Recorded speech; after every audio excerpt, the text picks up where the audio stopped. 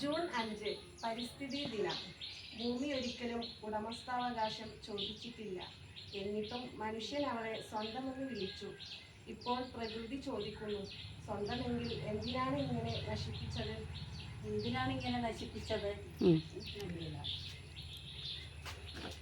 നമ്മുടെ പട്ടരാക്ക യോഗ അംഗമായ മുതിർന്ന യോഗ അംഗമായ ജമീല PV ഒരു തൈ നട്ട്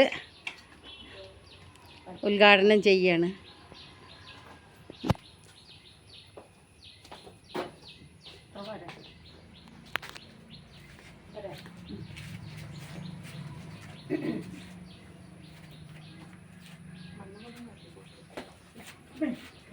എല്ലാവരും